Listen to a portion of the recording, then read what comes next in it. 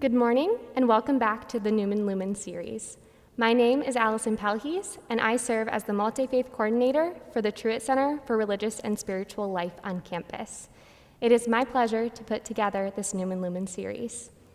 Our theme this year is Bridging to Hope. This morning, we will hear from Hani Tadros. Hani has 10 years of teaching experience in financial and managerial accounting. He holds his PhD in business administration and is an assistant professor of accounting here at Elon. Prior to these roles, Hani also worked professionally in telecommunication, building management, and oil industries for 7 years.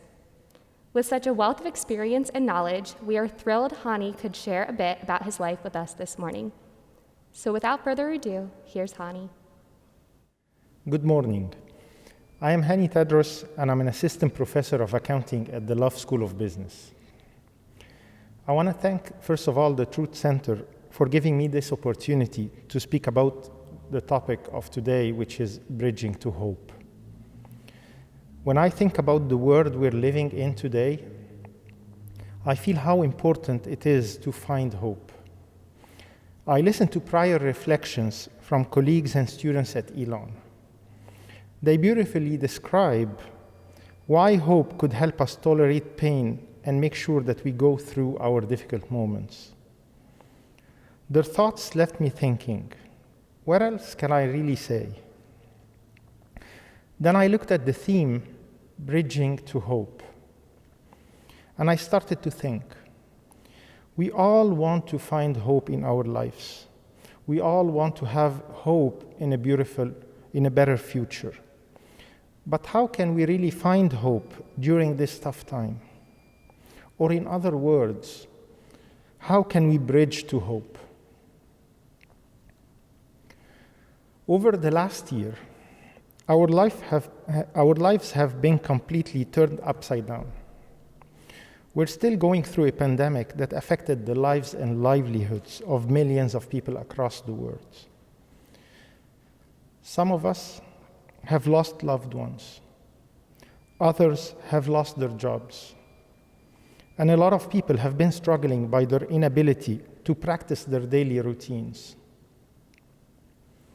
like sending their kids to school or seeing their family and friends, which made the situation even more difficult.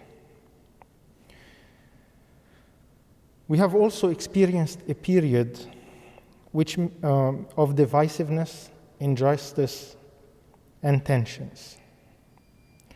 A period where politics became an identity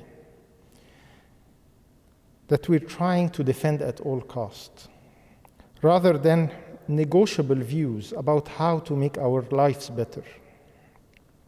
In the midst of all that, the question is, how do we find hope? In my opinion, belief leads to hope. We first need to believe in ourselves.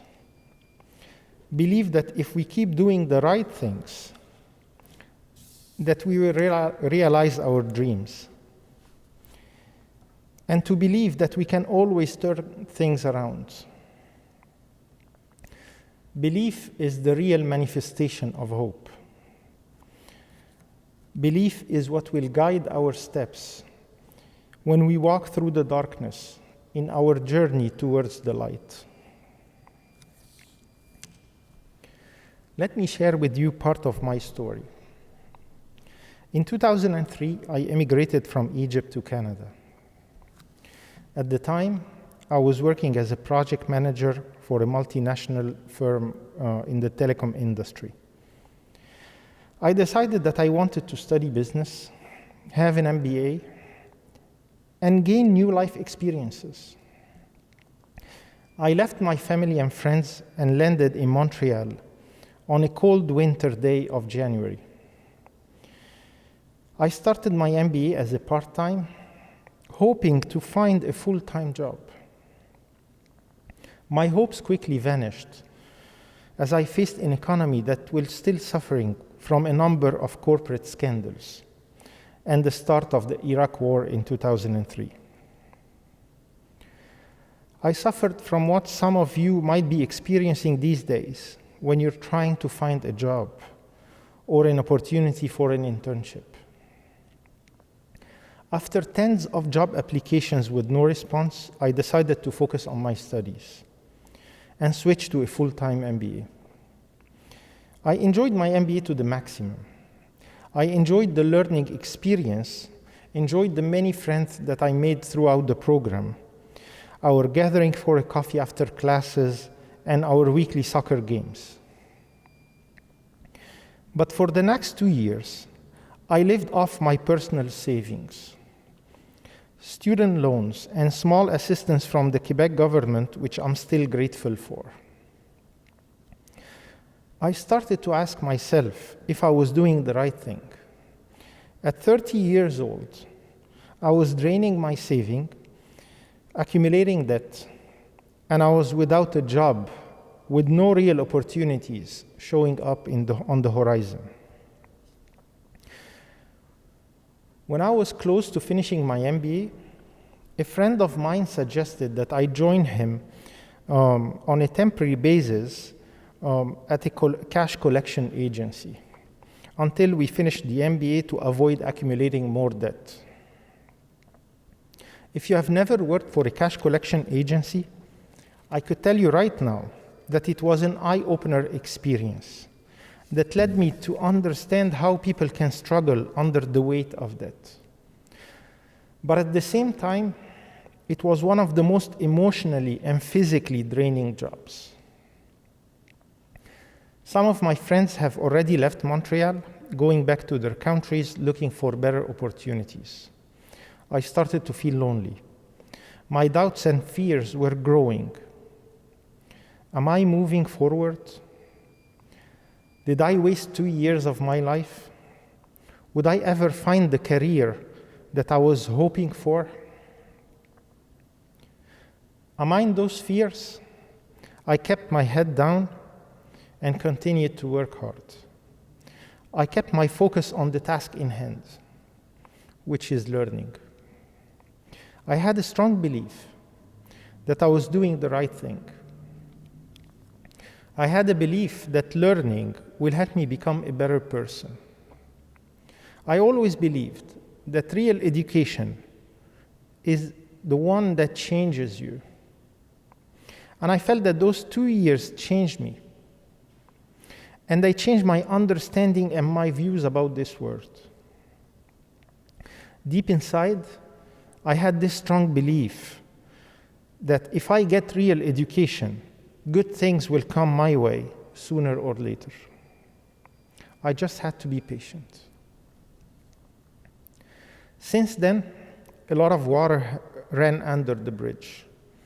And today, I see myself in a better place. Did I envision this life back then? Not really. Did I fulfill my past dreams? Probably not. But I feel that I have achieved more than what I was hoping for. And I definitely feel more satisfied about my life.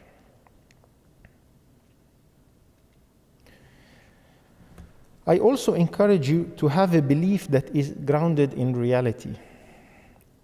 Today, there are indicators about how our future will unfold. And I invite you to read them and see them clearly.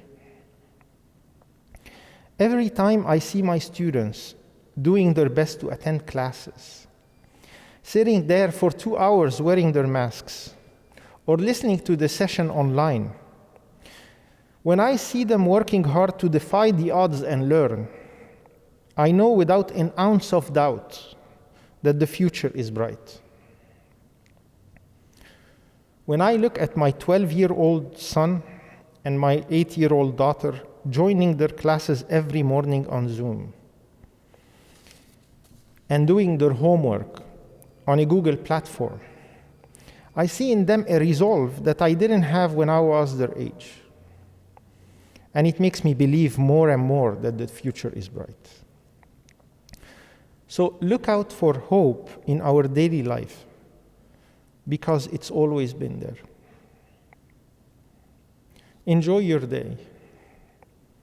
because hope is nurtured through joy. When I was going through my MBA years, through the good and the bad days, I made sure to enjoy each and every day and get the best out of every situation. Whether it's a laughter around a dinner at a friend's place, or by playing soccer, or by attending the jazz festival in the beautiful summers of Montreal. It would be very hard to have hope about the future if you cannot observe the small lights in your daily life. This sense of joy is what kept me going and gave me the energy to do the work and to enjoy learning. So ask yourself, what really makes you happy? And do it. I also invite you to look at your life in retrospect and see if there was always a light at the end of a hopeless moment. Those past experiences give us a sense of resilience and help us believe that there is always a better future. When I look back at my life, I see that every moment of pain and hopelessness always led me to a better end, which make me have faith that tomorrow will always be a better day, as long as I believe in it.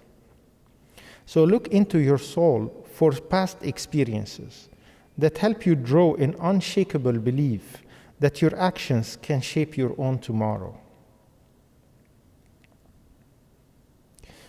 Belief and joy, this is how I bridge to hope in my life. So finally, I invite you to think about how do you find hope in your life and share your thoughts. Thank you.